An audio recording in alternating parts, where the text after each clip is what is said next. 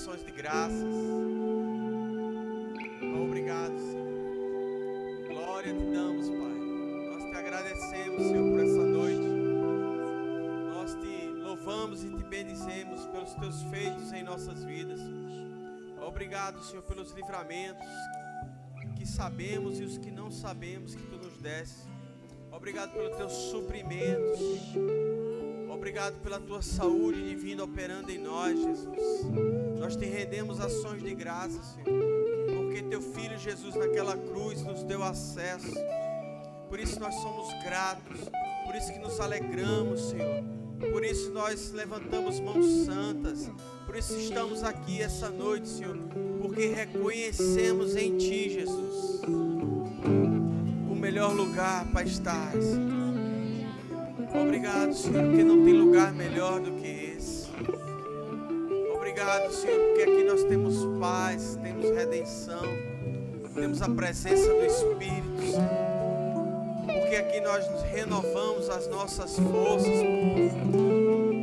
Oh, obrigado, Pai, por mais um dia, Senhor. Mais um dia, Senhor. Mais um dia na Tua presença. Em nome de Jesus. Amém, queridos? Vamos sentando, graça e paz. Glória a Deus. Vocês estão tão animados que deixa a gente fervoroso, viu? Glória a Deus que vocês estão na igreja. A alegria do Senhor é a nossa força, né, queridos? Aleluia, aleluia. Glória a Deus. Hoje nós vamos receber uma palavra abençoada, poderosa, de uma ministra que mora em nosso coração, Heloísa. Eu não chamo você de docinho porque esqueço seu nome, não. É porque você é um docinho. Ela disse que eu chamava ela de docinho, que eu esquecia o nome. Eu esqueço o nome de ninguém, rapaz. Eu lembro o nome de todo mundo, não é? Inês. É brincadeira, pessoal. Então hoje a gente tem uma. Fica em pé, Elô. Fica em pé aí. Dani, fica em pé aí. Irmão dela. Dois abençoados ministros. Elô é de Zona Norte. Vem pra cá, Elô. Vem pra cá. Já vem vindo.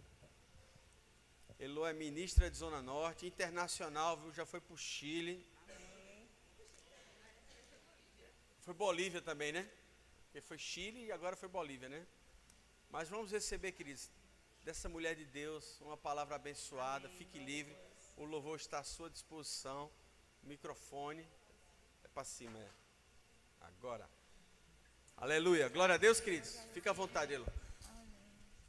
Boa noite, gente. Eu voltei.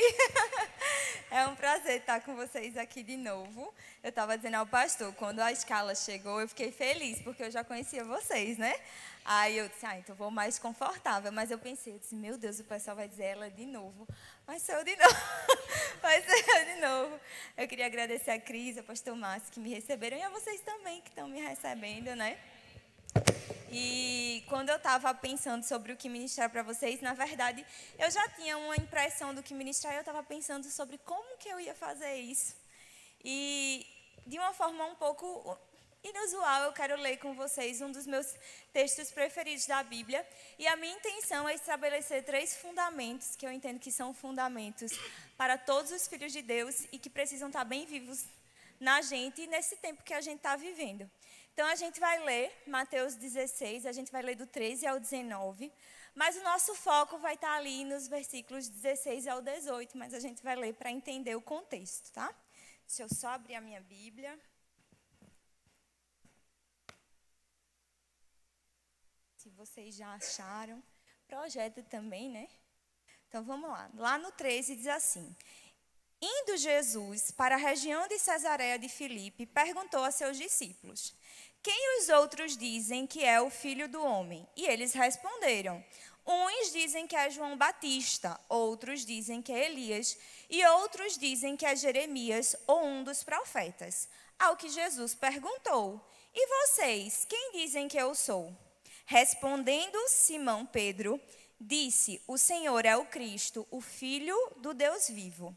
Então Jesus lhe afirmou: Bem-aventurado é você, Simão Bar-Jonas, ou Simão, filho de Jonas, porque não foi carne e sangue que revelaram isso a você, mas meu Pai que está nos céus. Também eu lhe digo que você é Pedro, e sobre esta pedra edificarei a minha igreja, e as portas do inferno não prevalecerão contra ela. Eu lhes darei as chaves do reino dos céus. O que você ligar na terra terá sido ligado nos céus, e o que você desligar na terra terá sido desligado nos céus.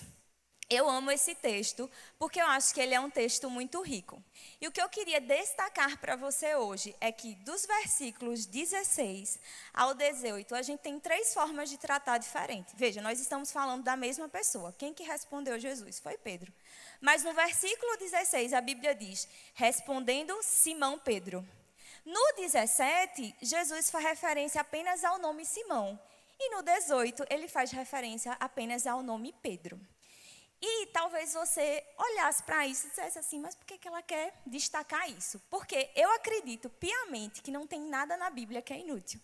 Romanos 15:4 diz que tudo foi escrito, para o nosso ensino foi escrito. Então, absolutamente tudo. Então, não acho que foi um erro do autor, quando primeiro ele faz referência a Simão Pedro, depois ele faz referência só a Simão, e depois ele faz referência só a Pedro. E é com base nesses 3 menções que a gente vai firmar os 3 fundamentos da ministração de hoje e a gente parte daí. Amém? A gente vai começar no versículo 17, passaremos ao 18 e depois a gente volta lá para o 16.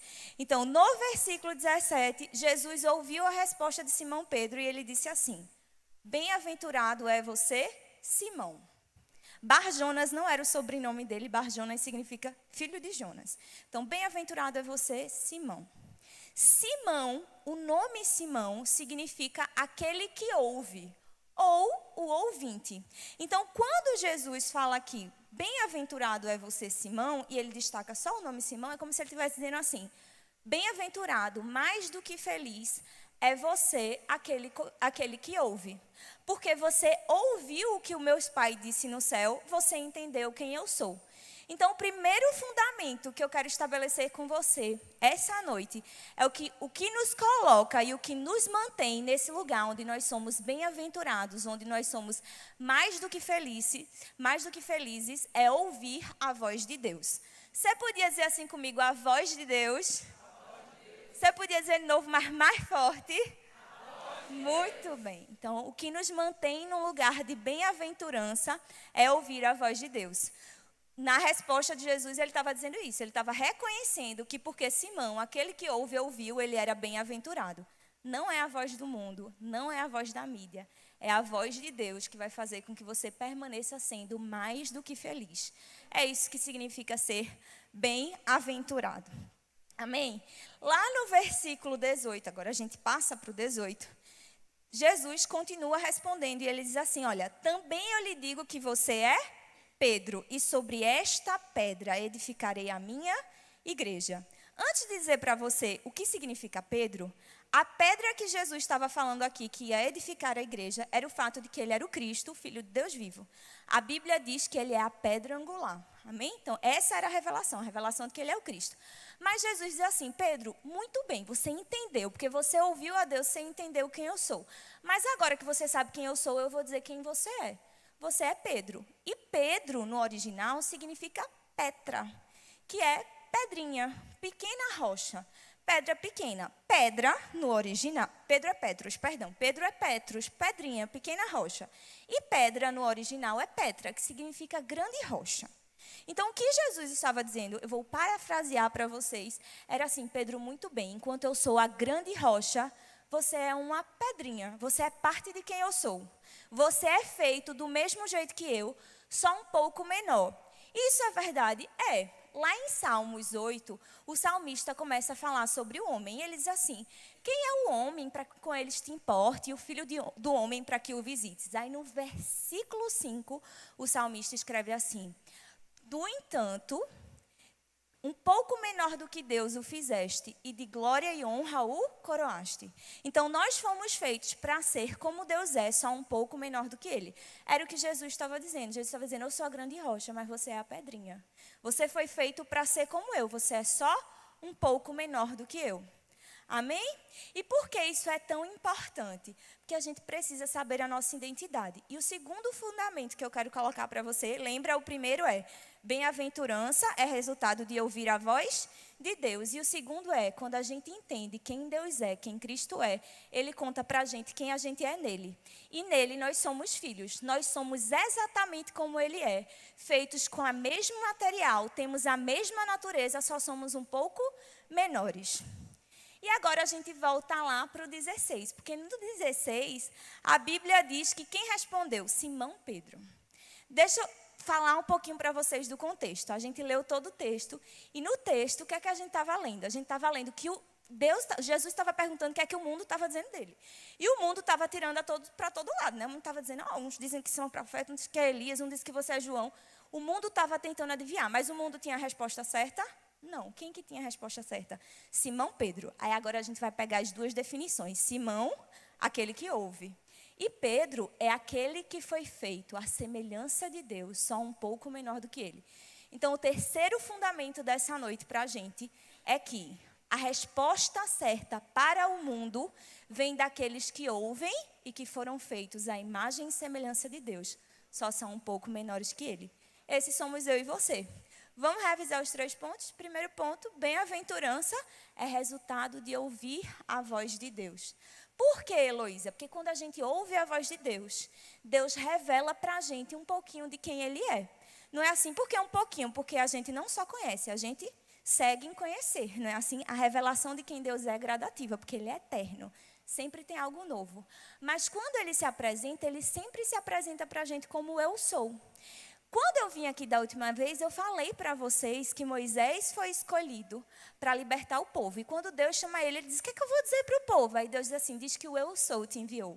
No hebraico, essa expressão significa, eu me tornarei o que você precisa que eu me torne. Então, quando você ouve a voz de Deus, quem está falando com você é o eu sou. E o eu sou é aquele que vai ser para você quem você precisa que ele seja. Ah, Heloísa, eu preciso de cura. Então, ele vai ser para você Jeová Rafa, o Deus que cura. Ah, Heloísa, eu preciso de provisão. Então, ele vai ser para você Jeová Jireh, o Deus que provê. Ele é Emanuel, ele é o Deus sempre presente. Então, em quem ele é, você sempre, sempre será suprido. E quando você escuta isso, então as coisas que acontecem do mundo não te preocupam. Porque está assim, ó, Covid está comendo no centro, voltou agora. Mas eu tenho um Deus que é para mim quem eu preciso que Ele seja. E Ele é para mim Jeová Jireh. Meu Deus do céu, o novo governo vai ter crise, vai ter imposto, e agora? Não tem problema, Ele é para você quem você precisa que Ele seja. E Ele é Jeová Jireh.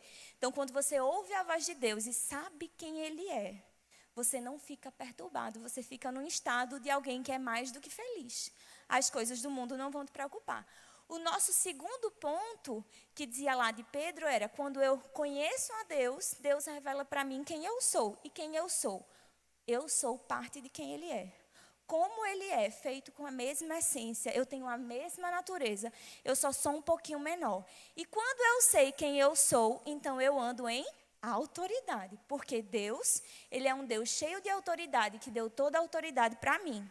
Então, quando eu vejo uma circunstância natural, eu sei que eu tenho uma autoridade. Então, eu posso estabelecer um decreto e mudar aquilo. Esse era o nosso segundo ponto. E o nosso terceiro ponto, a resposta certa vem de Simão Pedro, aquele que ouve, que foi feito a imagem e semelhança, que só é um pouco menor. Então, o mundo ele precisa de uma resposta. E nós somos chamados nesse tempo para ser Simão Pedro. Porque você é o ouvinte, você é o único que pode ouvir a Deus. Porque ao mundo não foi dado conhecer quem Deus é, mas aos filhos sim. Então, a resposta certa vai sair de você. Tem um texto em 2 Coríntios, é na versão A Mensagem. Deixa eu ver se está aqui. Aqui, ó. 1 Coríntios, 2, do 10 ao 13, na versão A Mensagem, diz assim: o Espírito, não satisfeito em mover-se na superfície, mergulha até as profundezas de Deus e traz à tona o que Deus planejou. Deus tudo nos revela sobre os dons da vida e da salvação que nos concedeu. Não precisamos dos palpites nem das opiniões do mundo. Não aprendemos isso nos livros nem na escola. Aprendemos de Deus, que nos ensinou pessoalmente, por meio de Jesus. E o transmitimos a você de primeira mão. Então, você é o único que pode transmitir os mistérios de Deus, porque você é o único que pode ouvi-lo. E você é o único que pode compartilhar exatamente aquilo, porque você é o único que tem o Espírito Santo. o Espírito Santo vai lá em Deus e ele pega os mistérios de Deus e traz para você. Então, a resposta certa para o mundo está na igreja. E está naqueles que ouvem e que foram feitos à imagem e semelhança, que são as pedras da grande rocha, que é Jesus. Amém? E você vai dizer assim, menina, mas por que tu está falando disso? Porque hoje a gente está vivendo dias maus. Não é assim? E as coisas parecem muito assustadoras. Mas Deus não deixou de ser Deus. E a igreja não deixou de ser a igreja. Deus não caiu do seu trono e nós não fomos tirados da destra dele, onde a gente está assentado juntamente com Cristo, muito acima de todo principado e potestade, nas regiões celestiais, numa posição de autoridade. E por que esses 3 pontos são tão fundamentais para a igreja de hoje? Principalmente nesse pós-eleição. Aleluia! Eu não quero saber quem foi o candidato que você votou. Mas nesse pós-eleição tem gente que está muito atormentado, né? Eu abro o meu Instagram, e eu não estou falando da Igreja Cascaia, da mensagem de hoje, é só uma vacina para você. Mas tem muitas pessoas lá no meu Instagram que estão publicando notícias terríveis, muito cristão. Então é assim, são os planos do governo para acabar com a igreja. Vai queimar a Bíblia, vai proibir Bíblia, vai fechar a igreja, a gente não vai ter mais liberdade de expressão. E eles ficam publicando essas coisas, junto com aquela mensagem, faz a letra principal do candidato eleito, né? Assim, então as pessoas ficam lá, publicando só desgraça, publicando só desgraça. E eu fico olhando e eu disse, meu Deus do céu. Gente, a gente foi chamado para comunicar os mistérios de Deus. Mas hoje, muitos crentes estão comunicando uma mensagem de desespero e desesperança. Eles estão atormentados e atormentando outros por causa de coisas que nem aconteceram. Eles estão achando que vai acontecer e aí eles já estão perturbando todo mundo. Só que se eles se posicionassem em quem eles eles sabiam que eles podiam interferir para que isso nem aconteça. Então, como assim? E aí o que é que acontece? Que é muito pior. Hoje a gente tem cristãos que estão ofendidos. Eles estão preocupados e eles começaram a se ofender com aquele que votou no candidato que foi eleito, com aquele que pensa. E eles começaram a vomitar toda a indignação política dele nas redes sociais. Eu vi gente postando umas coisas e fazendo, minha gente, eu tenho que dizer isso. Eu disse, não, irmão, tem que dizer a palavra. Porque a resposta certa vem de quem? O mundo já está desesperançoso. E quem comunica os mistérios de Deus que trazem esperança, que trazem a certeza de um futuro novo? Eu e você. Mas aí, muitos de nós estão emprestando a boca para ser uma voz, meu Deus do céu, da desgraça. É propagando as ameaças de Satanás, ao invés de estabelecer as verdades da palavra de Deus. Como assim? Não tem condição. Aí você se atormenta. Se você se atormentou, deixa eu dizer, você não está ouvindo a voz de Deus. Por quê? Lá no nosso primeiro ponto, quem ouve a voz de Deus é mais do que feliz, é bem-aventurado. Segundo ponto, você não sabe quem você é, porque se você soubesse quem você é e você conhecesse o seu Deus, então você se posicionaria em autoridade. E no terceiro ponto, você está impedindo que o mundo escute uma resposta certa, porque só vem de você. O mundo não vai dar a resposta certa. A gente viu isso. Então, eu acho que Deus está nos levando para esse lugar em que Ele quer despertar uma consciência do corpo. Porque esse é o tempo dos filhos, querido. E os filhos não são aqueles que ficam esperando algo acontecer. Eles são aqueles que fazem acontecer. Porque a Bíblia diz que a criação está aguardando a manifestação dos filhos. Então, eles estão aguardando que você se levante e seja um filho de Deus. E a gente está perdendo isso, porque a gente está se deixando distrair com as ameaças de Satanás. É só o que Satanás quer. Mas eu tenho boas novas para você. Você é mais do que feliz. Olha, se eu pudesse parafrasear o que Jesus estava dizendo, numa versão minha, eu diria assim, a resposta de Jesus para Pedro era assim, olha, felizes são vocês, aqueles que ouvem, porque vocês ouvem o que o céu está dizendo ao meu respeito. Eu também vou revelar quais são as verdades eternas sobre você. Vocês são parte de quem eu sou, e porque são parte de quem eu sou, as portas do inferno não prevalecerão contra você. No original, prevalecer contra, essa expressão significa exercer domínio, ser superior em força. Jesus estava dizendo, se você sabe quem eu sou e quem você é, então o inferno ele não tem mais força que você. Ele não pode exercer domínio sobre você. Então não importa se o cenário parece ser muito tenebroso, você continua sendo filho de Deus. E porque você é filho, lá no verso 19, você tem autoridade para... O que você ligar na terra vai ser ligado nos céus, e o que você desligar na terra vai ser desligado nos céus. Então, por que muitos de nós estamos perdendo isso de vista? A gente está colocando em governos a resposta para o mundo, mas a resposta para o mundo é Jesus. E só quem pode falar verdadeiramente sobre Jesus e apontar o caminho para ele é quem conhece. Só que se você não faz isso, as pessoas vão se perder. Gente, tem gente indo para o inferno. Aí o povo está preocupado em passar na cara, porque é assim, né?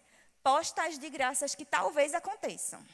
Aí diz assim, tá vendo? Aí, tu que votou. Tu que é crente e votou. Faz o... Né, assim. Aí eu fico, minha gente... Pelo amor de Deus. Aí passa na cara. Então, é uma igreja que está ressentida com pessoas, ao invés de estar amando pessoas. Aí, deixa eu te dizer, tem tanta gente indo para o inferno, mas você está preferindo brigar com ela porque ela votou em alguém que você não gostava que ela votasse. Aí eu fiquei tipo, como assim? A gente perdeu um pouco do senso. E quando eu estava preparando a mensagem, eu disse, meu Deus, eu vou falar sobre isso, porque eu não queria falar sobre isso. Porque assim, me amem, sabe? Tipo assim, eu amo vocês. Me amem, eu não queria falar sobre isso. Mas você precisa ser aquele que vai amplificar a mensagem do céu e não a mensagem do inferno. Não importa o que o inferno está dizendo. Não é chocante, irmão. Cara, o mundo nunca amou a igreja. Satanás nunca amou a igreja. O objetivo dele sempre foi perseguir e acabar com a obra da igreja. Sempre foi. Não é novo isso. Não são ameaças novas. Talvez porque a gente está dentro de um contexto no Brasil, fica todo mundo um pouco escandalizado. Mas, assim, sempre existiu. Na Bíblia isso está relatado. Mas, deixa eu te falar, o que Deus falou sobre o Brasil vai se cumprir desde que a igreja se posicione. Rapaz, em Atos veio o Pentecostes e Jesus tinha dito, ó, fique em Jerusalém até que dos altos seja revestido poder. Depois, eles deveriam se espalhar e ser testemunhas, não era assim? Num contexto de perseguição, a palavra se cumpriu. Porque a perseguição veio, todo mundo se espalhou e a palavra se espalhou junto. E a igreja cresceu. A gente canta isso, né? O Coliseu não parou a igreja, os leões não pararam a igreja do Senhor. Vamos avançar, não vamos parar de crescer. É verdade. Só que, se é verdade, então por que a gente está se distraindo com o barulho de Satanás? Porque o barulho de Satanás, ele quer que você perca o foco naquilo que importa. Quer cumprir a sua missão na terra. E o que é que cumprir a sua missão na terra? É você fazer discípulos. Todo o plano de Deus, ele estava voltado para alcançar pessoas. E nós estamos perdendo pessoas porque nós estamos ofendidos. Ofendidos com o resultado de uma eleição, ofendidos com a discordância política. Quando a palavra devia ser o nosso guia. E a palavra diz que a gente precisa andar em amor. A palavra diz que a gente precisa alcançar o perdido e não condená-lo pela cegueira dele. Como que você vai considerar a ignorância da pessoa contra ela, se Deus não considerou a sua ignorância quando você também era ímpio?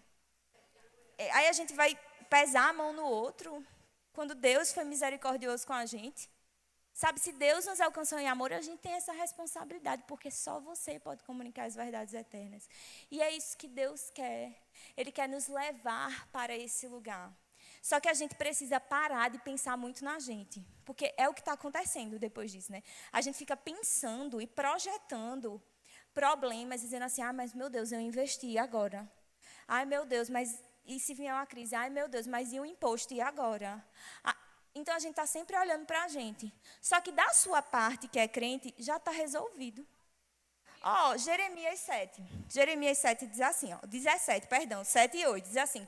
Bendito o homem que confia no Senhor e cuja esperança é o Senhor, porque ele é como árvore plantada junto às águas, que estende suas raízes para o ribeiro e não receia quando vem o calor, mas a sua folha fica verde. E no ano da sequidão não se perturba, nem deixa de dar fruto. Isso é sobre você, igreja. Sabe o que a Bíblia está dizendo? Assim, se o contexto natural for de crise, você vai continuar prosperando. Só que tem gente que não vai estar morrendo. Mas aí tu está assim, tu tem uma promessa. Mas aí tu está, não, mas e o meu investimento? O teu investimento está seguro, irmão. Porque você não investe numa bolsa humana. Seu primeiro investimento é o céu. Você investiu a sua vida. E quando você deu a sua vida, o que ele ofereceu para você é quem ele era. A gente sempre fala da mesa do Senhor, né? E a gente diz, olha, Deus montou uma mesa para nós na presença dos nossos inimigos. O que está à mesa não é uma coisa material, não. O que ele oferece é a si mesmo. Jesus era o pão da vida. O que ele ofereceu foi Jesus. E Jesus, em pessoa, ele era a perfeita manifestação de quem Deus é. Quem Deus é? O eu sou. Aquele que se tornará quem você precisa que ele se torne. Você precisa se preocupar? Não. Salmos 91, aquele que habita no esconderijo do Altíssimo, a sombra do Onipotente descansará. Rapaz, você pode ler Salmos 91. Se você ler Salmos 91, você vai olhar o contexto natural, você vai rir. Porque Salmos 91 é a resposta para você e te garante que você está guardado de tudo aquilo. Por quem você é, porque você está em Cristo. Então é tipo assim, ó, doença tenta te alcançar. Ela não te encontra, ela encontra Jesus, porque você está escondido nele. Então tudo isso, Deus assegurou para a gente, para que a gente pudesse ir e cumprir a nossa missão na terra sem se preocupar. Sem estar com a mente atormentada. E para que a gente não vivesse uma vida que olha para o nosso próprio umbigo. Porque se a gente pensa só na nossa dor, a gente não consegue perceber a dor do outro. Só que a gente foi chamado para ser resposta da dor do outro. Porque a nossa vida, ela deve ser maior do que nós mesmos. A gente não foi chamado para viver uma vida que é voltada para a gente. Porque sobre a gente já foi resolvido. Aí, se já foi resolvido para mim, o que é que eu vou fazer? Vou resolver para os outros. Porque as pessoas vão conhecer Jesus através de mim. Ele não está mais na terra, ele disse, ó, vou subir, a autoridade que me foi dada está com vocês, agora ide. Então a bola é da igreja. E a gente está nos últimos dias. Minha gente, tem tanta gente indo para o inferno. Antes de eu vir para cá, eu disse para vocês que eu ia para a Bolívia. Rapaz, se você andasse pelas ruas e você visse as pessoas aprisionadas em trevas, em bruxaria, adorando demônios. Aí tu tá, não mais meu investimento, não mais o imposto, não mais meu...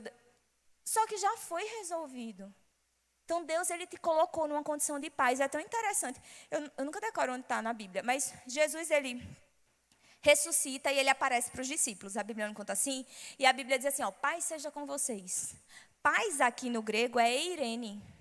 A definição de eirene é o estado de tranquilidade de uma alma que tem certeza da sua salvação em Cristo.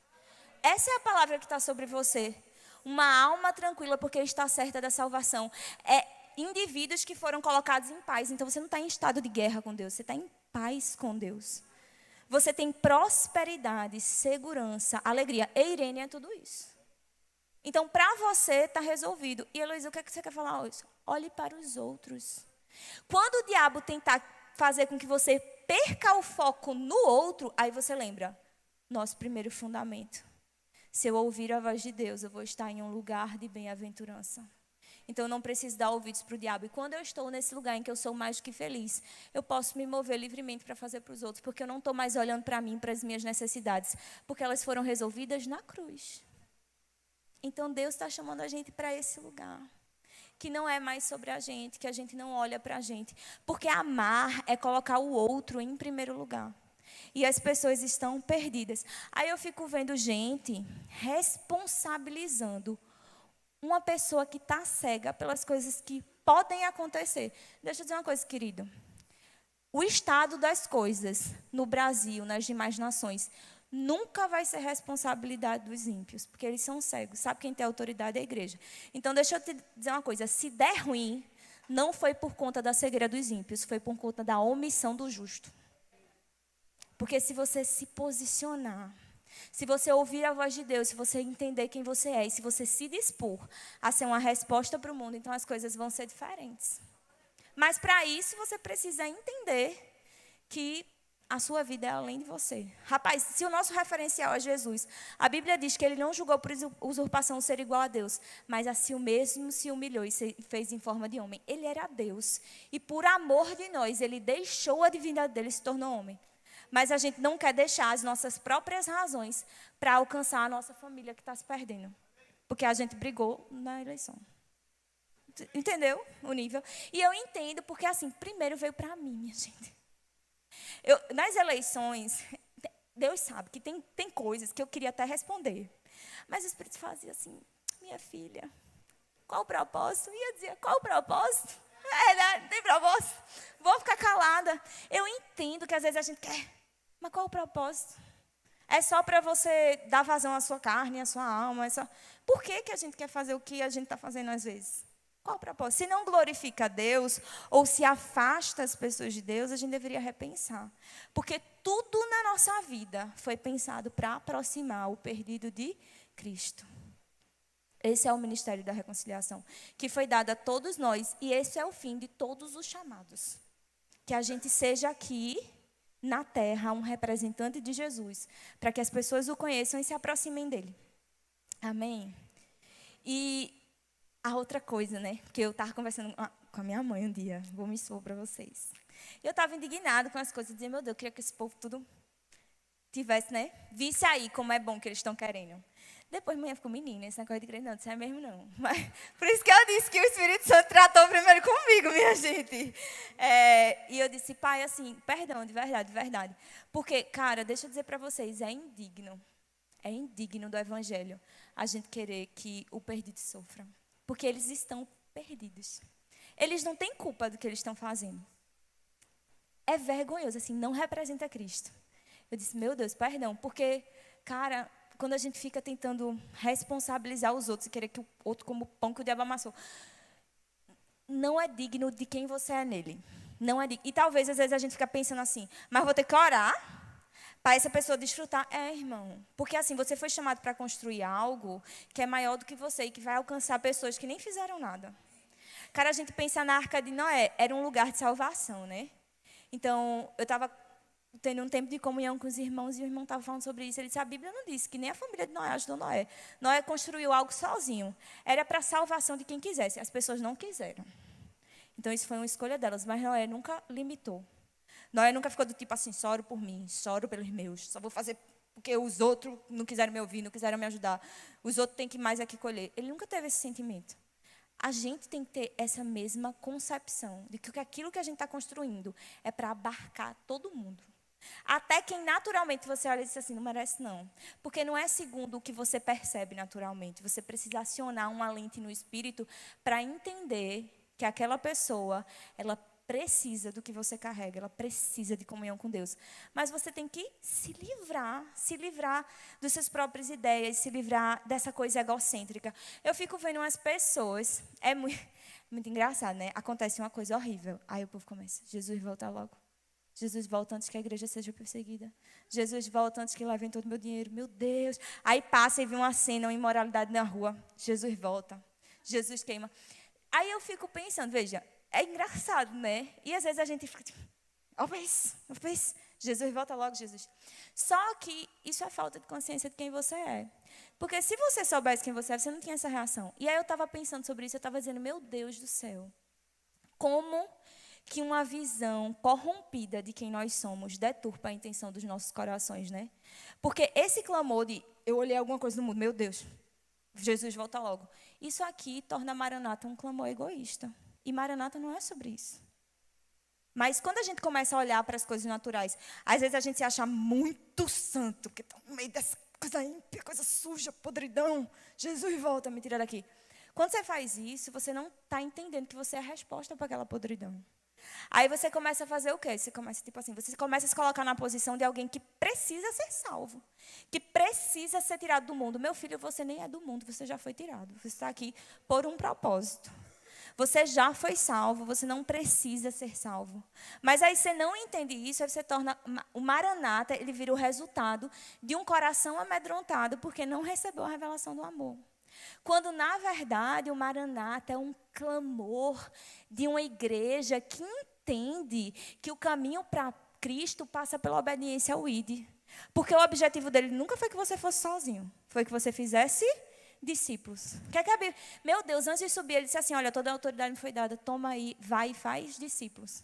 Aí, às vezes, a gente está no alto da nossa suprema santidade. Tipo, Deus, eu amo você, eu amo você.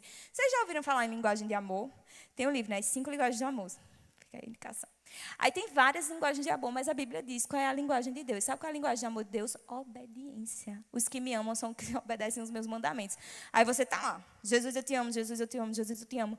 Aí teu vizinho está indo para o inferno e tu acha bem feito, porque ele é muito imoral, porque ele acredita em umas ideologias tudo errada, porque... entendeu? Só que a gente não é igreja. Isso não é igreja. Maranata, ele é um clamor que vem com essa consciência de que eu preciso me mover para o outro para preparar o caminho para Cristo.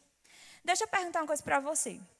Quando você convida alguém para a sua casa, você prepara o ambiente para receber essa pessoa? Normal, né? Não vai receber ninguém com a casa bagunçada. Aí, deixa eu dizer uma coisa. Você acha que é diferente com Jesus? Quando a gente clama, Maranata, a hora vem, a gente está dizendo, Jesus volta, a expectativa de Deus é que o nosso clamor, ele seja associado de uma atitude de alguém que está se preparando para recebê-lo de volta. Sabe qual é a expectativa de Deus para receber de volta? Mateus 25:14, na parábola dos talentos, Jesus mostra isso para a gente. Ele diz que a expectativa do Senhor é que quando Ele voltar, os seus servos tenham multiplicado aquilo que Ele lhes confiou. E o servo que não multiplicou, ele era quem? Mau e negligente. Então, Deus quer voltar. E qual é a expectativa de Deus quando Ele voltar? Que quando Ele chegar, você tenha multiplicado. Eu tenha multiplicado aquilo que Ele fez por nós. Que a gente tenha feito discípulos. Que a gente tenha pego tudo aquilo que Ele depositou na gente e depositar em outras pessoas. Essa é a expectativa de Deus ao nosso respeito. Então, não é só sobre estar, sabe? Uma vida cristã, ela não é uma vida voltada para você. Você será beneficiado. Porque Deus é um Deus fiel. Porque na própria salvação, existe todo um pacote que é para você desfrutar. Mas ela não acaba em você. Porque você é um multiplicador, você é um fazedor de discípulos. Está no DNA daquele que nasceu de novo. Essa coisa do fazer discípulos. Então, hoje era isso que eu queria falar com vocês. É para a gente sair desse lugar, sabe? E como os nossos pontos têm a ver com isso? Eu falei para você, gente, não se deixa distrair pelo zumbido no mundo. O nosso primeiro ponto é bem-aventurança, é resultado de ouvir a voz de Deus. Se você ouvir a voz de Deus, o diabo não vai conseguir te distrair. Você não vai olhar para os lados, mas você vai ousadamente cumprir a sua missão na terra. Você vai revelar Jesus para as pessoas, sabe? Eu creio que a Bíblia diz, né? Quando o Espírito estiver falando, olha, não desconsidere aquilo que ele está falando. E dentro do meu coração eu tenho uma plena convicção de que a palavra que está sendo dita para a igreja brasileira, para nós, é o que está lá em Isaías 60. Deixa eu abrir com vocês, Isaías 60. A gente vai ler do 1 ao 3. Diz assim, ó, levante-se, resplandeça, porque já vem a sua luz, e a glória do Senhor está raiando sobre você. Porque eis que as trevas cobrem a terra, e a escuridão envolve os povos, mas sobre você aparece resplandecente o Senhor, e a sua glória já está brilhando sobre você. As nações se encaminham para a sua luz, ó Brasil, e os reis são atraídos para o resplendor do seu amanhecer. Deixa eu dizer uma coisa, cara. Tudo que Deus falou vai se cumprir. Então, se posiciona na palavra, em quem você é. Não escuta aquilo que o mundo está falando. Não escuta aquilo que o diabo está tentando dizer. Ele só está tentando colocar medo em você, porque ele sabe quem você é. Ele sabe o que você carrega. Ele sabe para o que você foi chamado.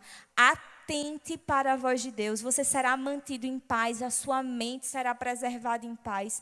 Cara, a voz de Deus, ela vai te colocar em movimento. Não fica dando ouvidos a Satanás. Mas, Heloísa, as trevas são densas demais. Maravilha, rapaz. Quanto mais densa, melhor vai ser o pano de fundo. Significa que tu vai brilhar com mais força, cara. Porque se você acionar aquilo que Deus depositou em você, as trevas não vão resistir. Quer ver? Você vai chegar em casa depois do culto, sua casa está apagada. Aí você vai ligar o interruptor. Acende de imediato ou as trevas ficam brigando com a luz? Acende de imediato, né? A igreja é o interruptor do mundo. Se você acionar a porção de glória que Ele depositou em você, então as trevas, elas não vão prevalecer. O mundo conhecerá a Deus, ele vai ver a luz de Deus.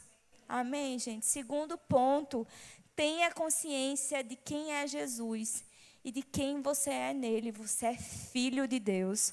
Você tem autoridade sobre a terra. E essa consciência, ela vai fazer duas coisas com você. Ela vai te manter em paz, porque essa consciência, ela te assegura que você foi tirado do sistema do mundo e agora você tem acesso ao reino de Deus. No reino de Deus não tem falta, não tem doença, não tem crise, nada.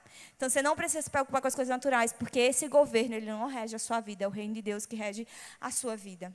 E se você entender quem você é e se posicionar nisso, então as pessoas vão ver que existe algo diferente em você. Talvez as pessoas, elas nem queiram te ouvir. Ah, não gosto de Bíblia, ah, não gosto de crente. Mas se você viver uma vida totalmente diferente, ela vai olhar e vai dizer assim, tem alguma coisa nesse menino. Porque a Bíblia diz que tem que ter diferença entre quem serve e quem não serve. Então, se você não conseguir comunicar com palavras, comunique com sua vida. Evangelize pela inveja. Deixe os outros tão invejosos pelo que você tem, que eles vão dizer, eu quero também. Aí você vai abrir a porta e vai dizer assim, pronto, a resposta é essa. É Deus. Por que você prospera tanto? Por causa de Deus. Então, façam as pessoas desejarem o que você tem. Você é sal. Sal não só preserva, sal dá sede. Deixa o mundo sedento pelo que você carrega. Viva essa vida tão cheia de sal como eu quero também. Sabe? Mas você precisa entender quem você é. Você precisa se mover nessa revelação. E o nosso terceiro ponto. A segunda coisa que a revelação do Filho vai fazer com você é justamente isso, irmão. É fazer com que você se mova em direção ao perdido. Por quê? Você já viu como o filho, ele aprende com o comportamento dos pais? Às vezes os pais dizem assim, faça isso, aí o menino não faz não. Mas se o pai fizer, o filho faz. Sempre aprende. Eu amo ler, mas eu aprendi a ler vendo a minha mãe ler. Então, ela nunca precisou me mandar ler. Talvez se ela mandasse, eu dizia, faço não. Porque se torna uma obrigação, né? A gente tem essa tendência assim, não querer fazer. Mas se você ver o que o pai faz enquanto o filho, é natural que você reproduza. Se você é filho de Deus e você contempla o seu pai, então você vai ver que o comportamento divino é um só, se mover em direção ao perdido. De Gênesis a Apocalipse, a Bíblia está contando isso, de um Deus que vai atrás de uma humanidade que foi tirada dele pelo pecado. Você é aquele que pode devolver a humanidade para Deus. Então, se você tem consciência que é filho, você vai entender isso. Que esse lugar de filiação é um privilégio, é um presente. Nós fomos contemplados em ser um com Ele. Mas também tem uma responsabilidade. E você não vai ser omisso. Porque você ama. E você ama a Deus do jeito certo, do jeito que Ele se sente amado, sendo obediente. E o nosso terceiro ponto, saiba que por ser aquele que pode ouvir a Deus e que é feito à imagem e semelhança dele, tem a mesma natureza, só um pouco menor. Você é o único que pode dar uma resposta certa para o mundo. Então, não se cale, não seja silenciado. Olavo de Carvalho é um filósofo, ele morreu durante a pandemia. Ele era um cristão católico, mas ele dizia algo muito interessante. Ele falava assim, a moderação na exposição da verdade é um serviço prestado à mentira. Cara, prega a palavra. Se você disser a verdade, então as mentiras elas vão cair por terra. Jesus é a verdade. E prega a palavra na integralidade da palavra. Ela é a nossa espada, é a arma com que nós combatemos um bom combate. Deixa eu dizer uma coisa, se você for para um bom combate, você quer uma espada inteira ou você quer um toco de espada? Você acha que um toco de espada é eficaz? Só a pontinha ou só a base da espada? Não, a gente precisa dela inteira para combater um bom combate. Uma espada fragmentada, ela não é eficaz para combater o inimigo. Então, não escolhe as partes da Bíblia que são convenientes, porque não vão causar escândalo, porque não vão gerar insatisfação do seu irmão. Ama as pessoas falando a verdade em amor. É confortável ouvir a verdade? Não, não é confortável ouvir uma verdade. Mas uma vez que você libera essa verdade em amor, você está permitindo que o Espírito Santo possa atuar para convencer aquela pessoa, para convencer ela do pecado e da justiça, para atrair ela para um lugar em que ela vai ser quem ela foi criada para ser, filha de Deus. Seja fiel ao propósito de Deus, seja fiel à mensagem de Deus. A gente não pode perder tempo olhando para nós ou se preocupando com a nossa própria vida, porque a gente foi chamado para ser algo muito maior. É tão interessante, porque às vezes a gente tem vários problemas. Todo mundo tem problema, naturalmente, né? Se você não tem, por favor, ore por mim no final. Tem bastante. Mas, você já ouviu, vários ministros, eles falam sobre isso. Olha, quando eu me movo para cuidar de outros, Deus cuida das minhas coisas. E é verdade. Porque sobre você já existe uma palavra em operação. Então, você pode parar de se preocupar consigo mesmo e se mover para os outros, porque Deus te garante, cara. Existe uma palavra sobre a sua vida. Heloísa, vai se cumprir, vai se cumprir. Porque sabe qual é o que empenha a palavra de Deus? É a própria imutabilidade do caráter dele. Ele não muda e ele é fiel. O que ele diz acontece. Então, você não precisa se preocupar com isso. Agora, olha para quem está do lado, entende a dor dele, seja uma resposta. Sabe? Seja o abraço que alguém precisa. Existe alguém na nossa vizinhança, com certeza existe alguém no nosso trabalho. E a gente pode viver uma vida além de nós mesmos. A gente pode ser aquele que ama. E eu sei que tem muita gente que está odiando a igreja. Vários cristãos postaram muito vídeo de gente odiando a igreja. Mas o amor constrange. E se você for esse alguém que comunica verdades em amor, que é uma resposta, porque você é o único que pode ser a resposta. Então, essas pessoas, elas serão constrangidas pelo amor de Deus. Talvez elas nem saibam que precisa, mas elas vão entender, porque você é a resposta. Elas nem sabiam que estava faltando alguma coisa, mas elas vão entender, porque você é a resposta. Então, seja fiel à mensagem, seja fiel ao propósito para o qual você foi criado. Amém, gente? Eu amo vocês, era isso. Acabei.